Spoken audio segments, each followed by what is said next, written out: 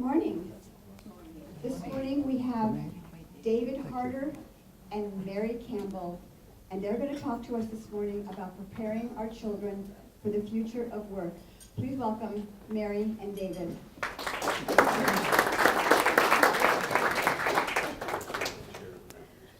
Good morning. Again, good morning, everyone. I'd just like to start very briefly by saying thank you so much for inviting us to come and spend the morning with you to talk about our passion project, literally our passion project. David, do you want to add to that? Yes, the Inside Edge is old home week for me because I belonged to the Edge in Beverly Hills from 1990 to 96, and many of the mentors that helped grow inspired work in its early years, people such as Emily Coleman, Diana Wentworth, and Jack Canfield were instrumental in the business that we have today. So it's lovely to be here. Yeah. Would you? Yes. Like to start with the question? Should we do our? Yes, absolutely. So I love the way the morning has already unfolded because it's serendipity without a doubt. I'm so glad there's one teenager in the room. Is there more? Are there more teenagers in the room? That's just perfect. So, right, and it's the combination of hearing a little bit of the stories of people's lives and the table conversation that you began with could not have been more perfect. Like, how did you follow the path that you followed professionally in your life, and so on and so forth. And most importantly, are you in your sweet spot? Did you do what you were here to do, what you were born to do? So we're going to have you think just a little bit more on your tables. You've probably seen by now. We brought some questions that if you have a pen, feel free to jot down. But most importantly, we want you to put your eyes on them, think about them, reflect on them just for a couple of minutes, because this will be the perfect sort of segue to us sharing with you our story and our passion and our project. So take a few minutes.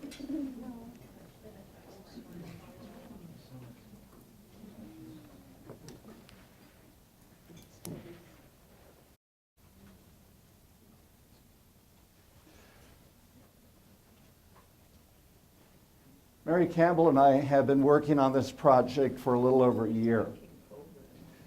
And last summer I was in the airport in Portland coming back from a keynote speech about workplace engagement. This is the topic of coming out of the great trance that has settled over much of our country around work. And I arrived at the airport early, and I was sitting in the lounge working on our book, and something happened. And during this engagement with a gentleman, I caught fire about this whole topic. So I'm going to read to you a short story. It's one page from that event. I'm in the plane back to Los Angeles and working on our new book for families. Edit, overused words, easier comprehension. It's joyously endless. In the guest lounge, the man next to me asks what I'm working on, and I tell him. His face floods with love and fear, and he tells me of his daughter. He's badgered her about what she wants to do with her life. I asked, what does she want to do? He said, marine biology. I smile, and that's bad because? He looks me in the eye and asks, I'm wrong, aren't I? I respond, yes. What shall I do? Go home and tell her you were wrong to imply, don't be you. Go home and tell her you love what she wants to do with her life because it is honorable and good. Go home and embrace her for the beauty that she is. This will be the greatest gift you can give your girl. The hostess comes over to remind him his flight is ready. He turns at the door, looks at me as if he has seen a ghost. For a flash, his eyes well up, face flushed, he mouths the words, thank you. I realize I will never see him again. There is an older lesbian couple in the seats ahead of me. They're celebrating retirement with a first-class trip to Costa Rica. The guy next to me resembles a shaman. I'm looking out the window as the lakes and rivers and cities speed by. Tears fall. I think of her. Nice. Yeah.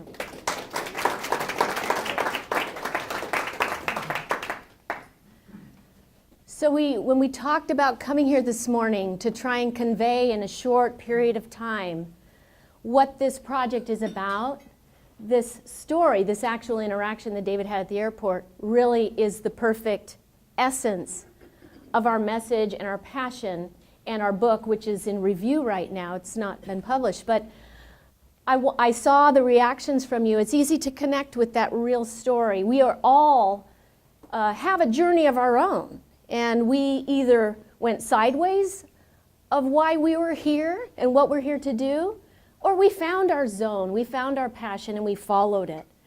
So David and I met about 8 years ago. I spent 15 years at USC. I was assistant vice president. I oversaw all of the staff and faculty development programs, so a lot of leadership development, a lot of skill development, a lot of strategic planning and team building and all of that for the university for 15 years. And I met David through a colleague, and he has this business called Inspired Work for over 20 years, where the programs are designed to help people get in touch with what they're engaged about with their work and their profession. And much of the time, as he tells the story, not to put words in your mouth, David, that he always ends up getting into a bit of a peel back process with a person's childhood and their journey. And Dr. Hill had a great story about her journey and how she ended up doing what she did. And so we realized, I'm very passionate about education. I'm very passionate about people in their zone and in their success and in their sweet spot of performance. And we realized we don't start this conversation young enough. Or we do a little bit, but not to the level that we could or should, perhaps should, in order to get someone in their groove as early as is possible to get in touch with what they love and what they're most interested in, and then to find everywhere that we can to help them get access to experience, more information, exposure, to learn more and more about what they love so they can shape that. So what happens to a lot of us is we get messages from parents and teachers and other mentors and society about what's a smart path, and we come out of an era of a mindset where it was post-depression, post-industrial age, where predictability and security was a very big deal. And this is kind of what we bring into the conversation, but enter in the 21st century and beyond, and all bets are off. First of all, there are no secure jobs. Well, that might be a slight overstatement, but I think I can use it in the spirit of this conversation.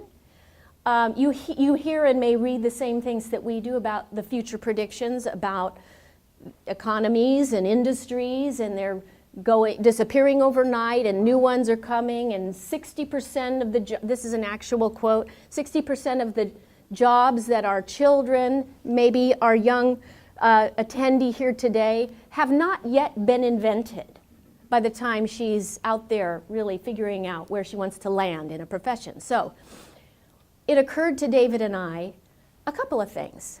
The future of work is nothing, preparing for the future of work is nothing like what it used to be.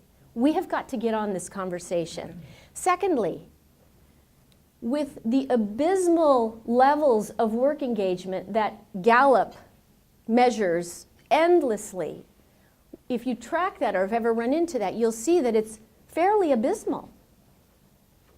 13% global work engagement. These are 13% of people working feeling very engaged in the work that they do, the chosen profession or their vocation. A little bit higher depending on how you're measuring, what you're measuring, and where you're measuring. We think that's not near good enough. So we wanted to come together and discuss how we change the conversation in families that leads toward how you are going to find what you were here to do and how can we help you best get there, all of us together. So that's a lot of what this is about. Of the two of us, Mary's the cute one, I'm the blunt one.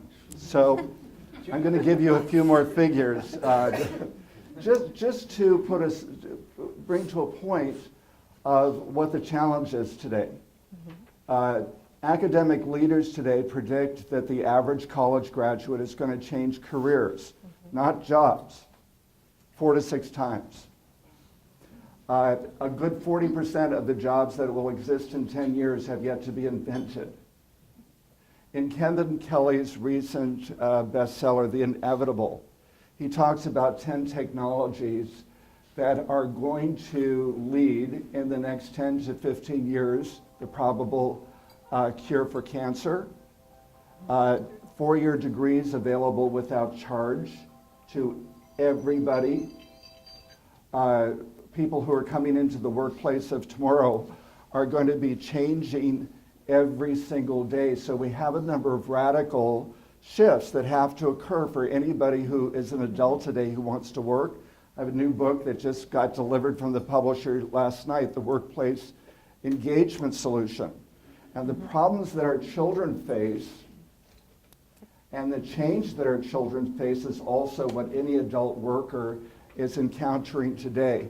And the symptom that shows up around the inability to change isn't unemployment, which is a political figure, no matter what parties discussing the topic.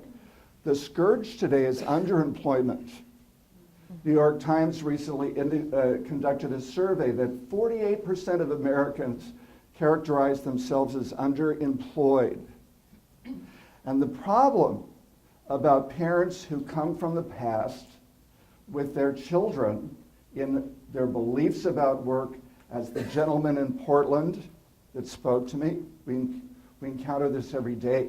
And we encounter this also with educators, which is especially scary. So we have people pushing out belief systems, looking to the past. And when we look to the past, all we see is the losses of the Industrial Revolution, the crumbling, the cataclysm that's occurring today, rather than looking at what's coming towards us, which isn't a train. For those who are conducting skilled self-inquiry, which is what we've been doing at Inspired Work for 27 years, our youngest participant so far has been 15 years old, our oldest 86.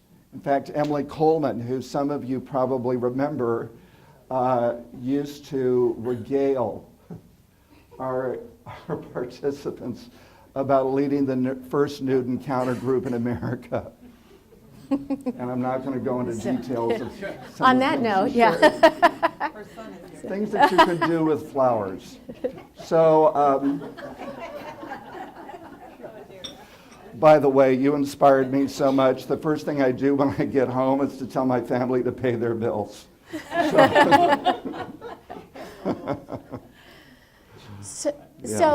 So really, close this intro by saying it's kind of a perfect storm and a perfect time to have a robust conversation, a real tipping point where everybody can get involved in this. And what's good for the goose is what's good for the gander, because the world is changing enough that whether you're a young person or an adult, it's time to think outside the box. And we chose to bring to you some amazing, we're going to tell the rest of our message through 3 amazing stories of young people who found why they're here early in life. And it's, most importantly, something we don't think should be the exception. We should figure out how to design it so that it's more the rule for more and more people. So we'll start with our first story. So when we say career development for 12-year-olds. We don't mean, go to work right now. But we do mean find your passion. David? Taylor Wilson is often referred to as Fusion Boy. And when he was 16 years old, his parents allowed him to build a fusion reactor in their garage. And Taylor, by the time he was 18, had designed a machine that detects radiation that is now used by Homeland Security to protect our ports. He's 21 years old, and Taylor on a daily basis is pushing the envelope. He feels that his life is so urgent because he's been given this gift, his mind, his capacity to come up with solutions that many of the people around him couldn't even comprehend.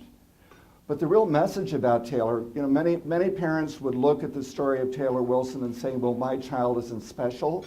What we want to promote to the world is this understanding that every child is special and every child is showing up advanced ahead of us, and that it is immoral for us to be impressing upon our children what they're to do with their lives.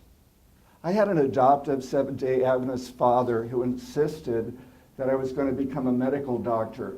Didn't matter that I was a concert pianist by the time I was 8 years old, and it didn't matter that whenever it was time to dissect anything, I passed out.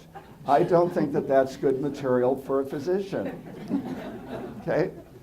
But we've been imposing on our children our vision, mission, and purpose, not their vision, mission, and purpose. And that is simply an extension of the Industrial Revolution, where the standard, the 27 years we've been in business, we've been helping thousands of people, 43,000 so far, break the bonds of predictability and survival, which was the standard of the Industrial Revolution. We didn't go out and pursue what we loved, what God put us here to do, how we would describe our joy or bliss. We went for the predictability and survival, the job that would give us the predictable paycheck, the profession that would give us a particular station in life. But very often the dialogues about why am I here, what do I want, were lost on us because that was optional equipment for 300 years. Today, when we have a child coming into the world where the world is going to change in more radical ways every day, and as Alvin Toffler predicted in Future Shock, that by the turn of the century, which we passed 17 years ago, that most people would be in a state of future shock, which he characterized as trying to absorb too much change in too short a period of time. Well, guess what?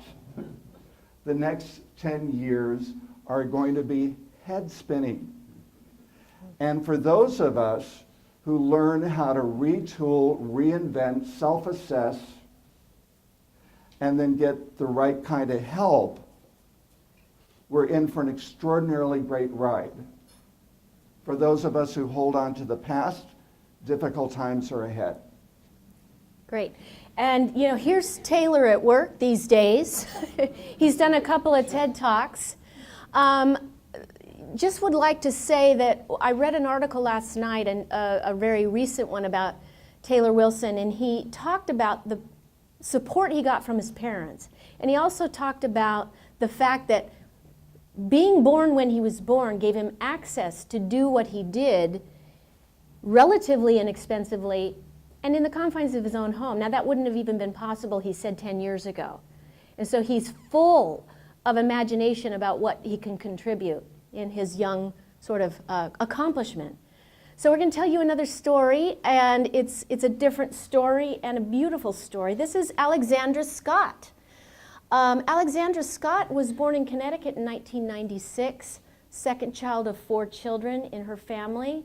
And just about on her first birthday, she was diagnosed with neuroblastoma, which is not a happy cancer diagnosis to have. But her family had her in treatment, and it was before her 4th birthday that Alex had the idea that she wanted to raise money to contribute to research for pediatric cancers because she was experiencing all this medical treatment. So she created a lemonade stand, and she raised $2,000. And then the idea caught on, and people were so inspired by her very young life of contribution and mission and purpose. And she ended up passing away of her cancer at 8 years old. But her legacy absolutely has lived on and lives to this day. There's an entire foundation around her story and her original purpose. And people everywhere raise money for child cancers. They have raised over $140 million to date, and they have contributed to 670 individual research projects. So if you go online and you looked at her on YouTube, you'd see stories of real children who have been impacted by the money raised by her foundation that's contributed to this process. What's the point of her story? Mission, vision, and purpose is an absolute essential to getting through change in healthy and effective ways.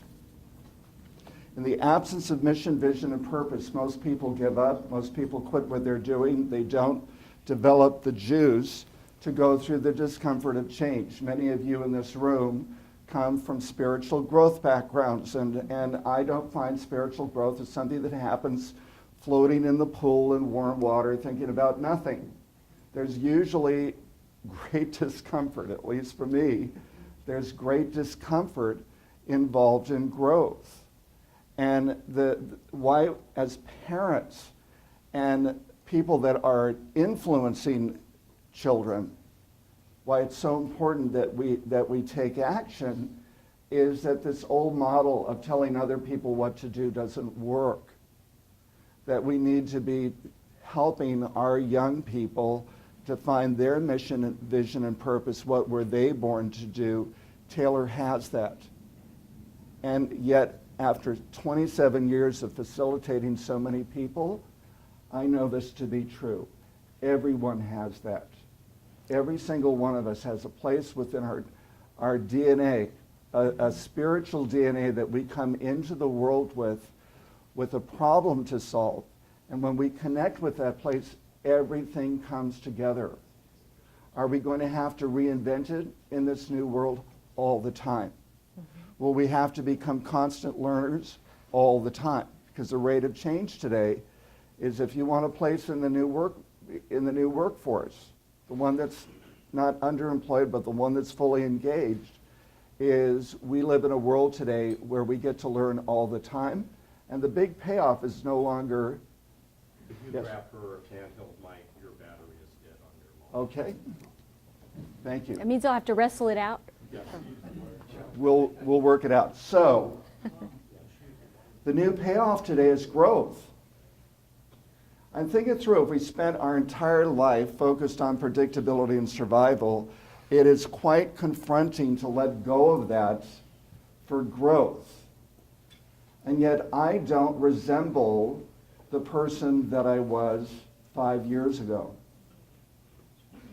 I have the privilege of getting so much information, and because of the people around me, it's curated. So I'm in a privileged space. But we have access to so much information today that we get to grow into new people all the time. And helping our children understand that's the payoff is one of the big fundamental shifts. We need to be showing our children how to define themselves, find what they love, find what they want, and then understand that they're going to live in a world where they get to change that all the time. One of the things I also really love and want to accentuate about Alex's story is she had a relatively short life, but an incredibly meaningful one as well. So as David talked about sort of spiritual DNA, in our book we talk about career DNA, that everyone has a unique purpose and role to fill that's right square in their zone, right in their flow state, and our job as a collective, society, is to help young people get in touch with that and encourage them to develop it out. But with Alex, she lived a beautiful life. And so it also, we kind of bust the paradigm about when life happens, when purpose in life happens. It can happen at any age, especially in today's environment. So that's another great lesson that we got, I think, from Alex's story. And we have one more story of a young man who's incredibly accomplished. I see some nods. Have some of you seen him on television or on the Shark Tank? Yes, okay. So Mosiah Bridges. David, you were going to say something about it. Well, Mosiah also demonstrates to us what another radical change in how we prepare our children for the future. In the Inspired Work program, which you all have information about what it is, people define what's next for them and what they want to do with their lives, and it comes from the soul. But I've also been in a lot of environments where we help with mission, vision, and purpose, and then everything falls flat. And often it's because we don't know how to get the right kind of help, get the right people to support us. But it's also, there's an entire series of life skills that were unnecessary. They were optional equipment in the Industrial Revolution. But in a world where we change careers 4 to 6 times and job cycles get shorter and shorter, and we have to reinvent all the time, there are a series of life skills that anyone who wants to have a unique career has to build. And we can't find those life skills being taught K through graduate school. Here are a few. Mosiah Bridges happens to have them all. Okay? Sales. He's been able to go out and sell the value of bow ties and turn that into a $200 million business. Okay? Being able to get other people, the right people, to help us. Finding the right mentors, finding the right educators, finding the right resources is one of the essential new skills. Being able to build a community around us. You don't have a 12-year-old boy building a $200 million company without having the right kind of people helping him. And he got Damon Johns on Shark Tank to back him. His mother works at the company each day, and when she walks in the door at work, she reports to her son. But she makes it very clear that when he comes home, she is the CEO of his life. Yeah, exactly. Okay? He's 15 now. Today he's 15, and he just got a deal with NFL deal. Wow. NBA. Yes. Which is very hard won. That's a 2-month-old piece of news. So again, Mosiah Bridges has been in business now for a few years, but I'm sure Damon John's connections didn't hurt in this case, but apparently the NBA is hyper protective of their brand, and so Mosiah got permission to partner with the NBA to have bow ties made of teams, and it's a very, very big deal. And what I love about Mosiah's story is, if you read it, the background, he liked to dress up. He just liked to be spiffy, and he couldn't find ties that he liked. And his grandmother was a seamstress, so she taught him to sew. And then he went and became a student of the fabrics, and he followed his passion, pure and simple, and was supported in the process. Another aspect of his story that's so relevant to the world of work today is that we are finding entrepreneurial flourishment taking place everywhere. Mm-hmm. And those also require the skills that I just described. Let's move forward. Okay, great. So here's Mosiah in his full glory and looking very spiffy, I might add. So a couple of final thoughts as we begin to kind of pull this together. We have a sort of a chapter in our book proposal that's about family and parent and other adult mentors' roles in this process. So it occurred to David and I as we got to work on this project that it has to start with the conversations in our homes especially. Now we hope to interest people in being in the conversation who are in education, because the future of education is also a real uncertain territory. Future of work, uncertain. Future of education, uncertain. So we need everyone in the conversation, but the parents' role is to really be curious and to use a lot of questions to try and help young people think about, explore. This is clearly not about erasing childhood and putting children to work, and some of them will and some of them won't. It is clearly and especially about being curious, staying in the conversation, helping to extend the conversation, finding ways to provide opportunities for young people and their children especially to get exposure to what they're interested in. We sometimes fail to think that that can happen at an earlier age. We think, well, someday when you get into college, maybe you could go try that out. But right now, just put it out of your mind, because you're supposed to be in your childhood doing this, that, and the other thing. And I remember Taylor Wilson, the fusion boy, mentioned in his comments, he said, I don't know, some people say I might burn out. He goes, I don't feel that. He goes, I'm so excited, I have so many ideas, I can't even begin to figure out which ones to pursue next. So when you're in that space, you know, this is where we want people to be, because they'll be as fulfilled as possible in their life. Here's what you can do. Right now, we've got a growing problem occurring around this topic, and I believe that one of the reasons we have so much political unrest today is that none of our political leaders have been telling the truth about work. I think we have to go back to the era of John F. Kennedy, where we'd have someone who would say, it's your problem. You know, we're not going to rescue you. We're not going to bring you, we're not going to have a return to new jobs at Penny's. Right? And no one's really telling America to get off of its tuchus and reinvent and learn and become part of the future. Yeah. Thank you. Yeah. Okay? And why we were excited about coming to the Inside Edge today is that you've spent most of your lives influencing other people. Yeah. And who are the most important people in front of us to influence? They're right in front of us, because they are the future. And my heart breaks all the time.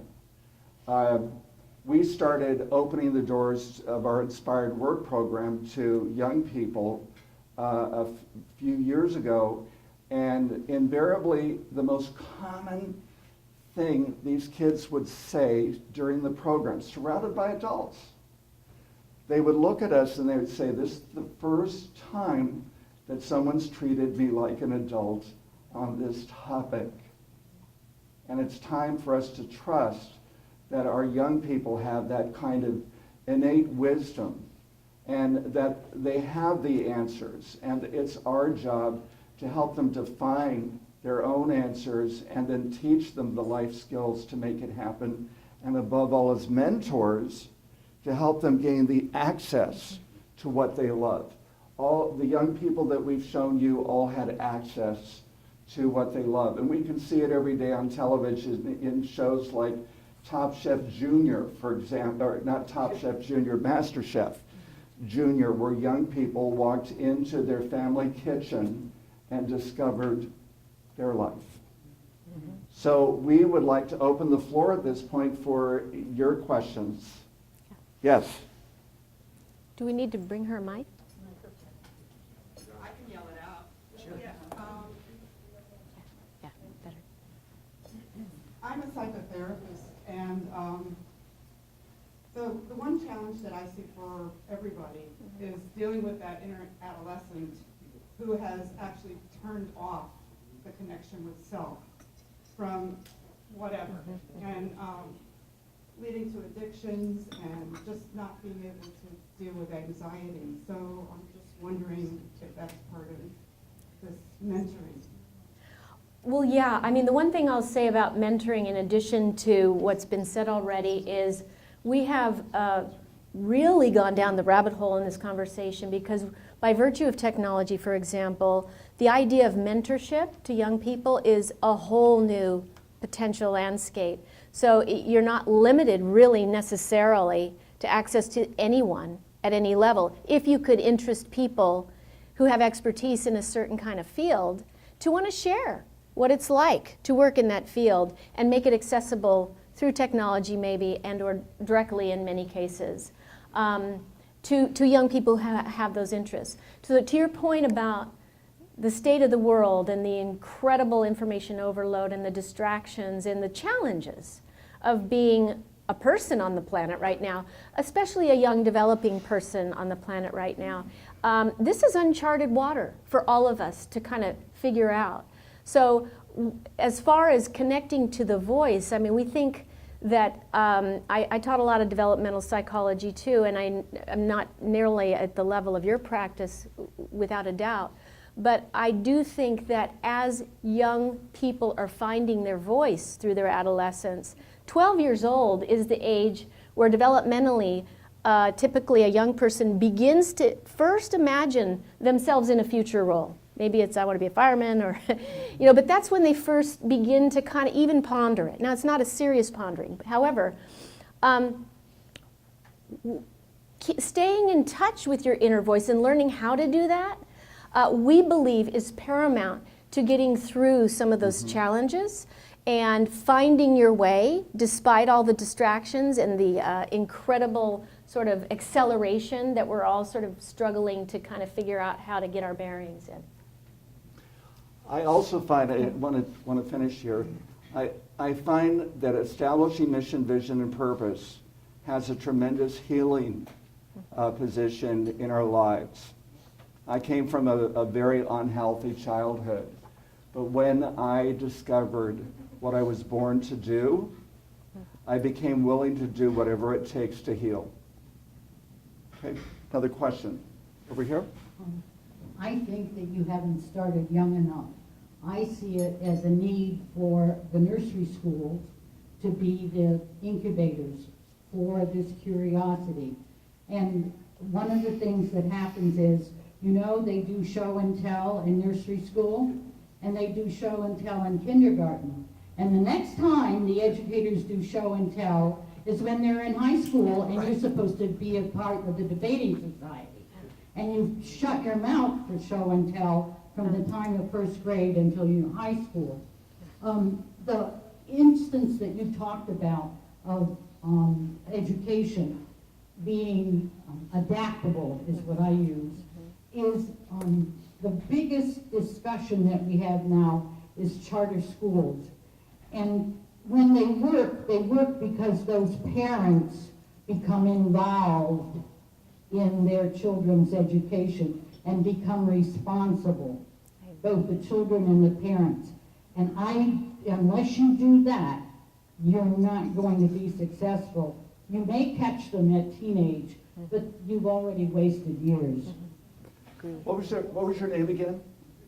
Ginger Hader. Ginger. I started So- out in education. Great. So So I know where we're going. I'd like to speak to an aspect of your comment and also what we're looking at here. This is about everybody. Human beings are hardwired to be able to think about something other than themselves for a maximum of 15 seconds.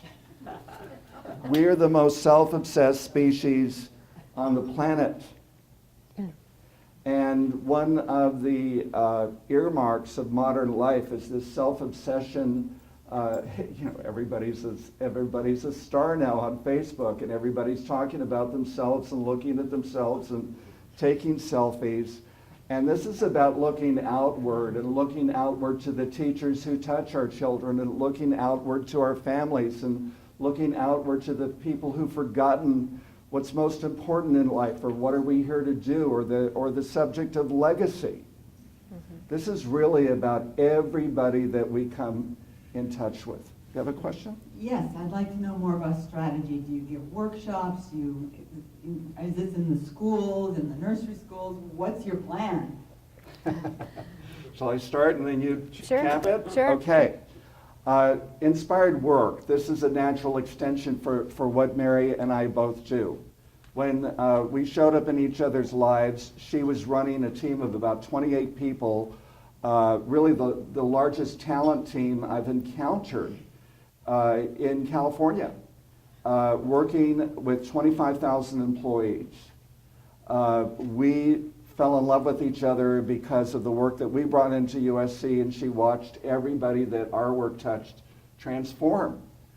But our conversation with this is, how do we take what we've been building over these years and take it into this new space? We're launching a digital company so that we have a resource that anybody who wants help with their families in terms of resources, learning these life skills, being able to connect with mentors, that's part of it. At Inspired Work, we're no longer, just treating unhappy or growth-oriented adults. We're serving everybody. And Mary has some additional plans. You want to I do. tell us? I do. That's real vague. No. Well, I'll finish it. We become muses with each other. I was getting this book ready, and I negotiated. The workplace engagement solution is showing up at Amazon.com today. Okay, it showed up at my house last night. My publisher said it's arriving at your home sometime soon. Well, they delivered it 10 o'clock last night. So, Kismet. And Mary was the editor of this book. And we are constantly in dialogue of how can we take this gift that both of us have, hers from the academic kind of world and mine from the human potential out on the front lines kind of place. And how can we use that to the greatest good in the world? And what came up? Families. No workshops? And- We can't. You stand can for this come to an Inspired Work workshop every month in Los Angeles. Which is the core and the essence of getting in touch with your voice and the reason that you're here. And I have gone through and watched many colleagues and employees of my own go through this process, and they really sort of mine for the essence of who they are and what they're here to do. And then they get in touch with the story of where they went sideways, some of them, and why. And then how to discuss whether or not, like in this, again, all bets are off. We can't just cruise comfortably. And if we're going to be in this environment of reinvention, what our hope is to ignite a movement and a real, national conversation around the importance of helping everyone learn how to be really good at reaching their highest possible future self. And I do agree with you, it does need to start as early as possible. Everything needs to be tweaked accordingly. And can you imagine if we did that even half of the time? What global work engagement scores would do?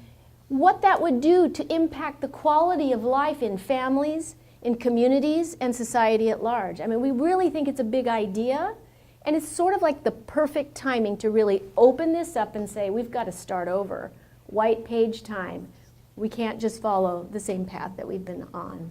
And somebody had a burning, I don't know if it's time. Just to follow up to what you're talking about and what Ginger addressed, but a quick, asking for a quick answer because I know we got to wrap it. What about public education? I mean, we're talking about, some people might say, well, this is very elitist, people that can afford to do this, et cetera, et cetera, et cetera, or be exposed to it. But, the millions and millions and millions of people that go through public education, this is where it really needs to happen. These are some of the things I wrote down before you even started. To incorporate your teachings, your philosophy, and everything into public education. So what about that? How are you participating in that area? Really quickly, I actually am a school board member in my city of Hermosa Beach, and so I'm very plugged in to the K through 12, and I've been in higher ed my whole career. So it's a whole nother conversation. Now, so for the time being, the short answer is they're trying to change, they're not changing fast enough, and they're not doing not as much as is needed. So the augmentation with other kinds of workshops that develop skills that they're not going to get, at least anytime soon, is the wraparound. And then the rest of it is igniting a conversation that puts more fuel into the evolution of public education and education of all types. So We have to close, so here's what we ask. You have at the back of the package that we gave you, the reverse side of the question sheet, ways that you can participate.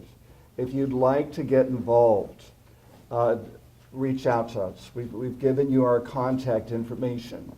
If you want to personally experience the core of this program, we have an inspired work program coming up in August, the 12th and 13th in Los Angeles. We do that every month, and there was a point in the mid-90s where we probably had 50 to 70 Inside Edge members who were graduates of the program. So this is something that really fits within your wheelhouse. Young lady, feel free to reach out to us. This is you're our future, and I wish that the numbers here were actually reversed, and that we'd have many more of you with us. So thank you to everybody for being so generous and kind.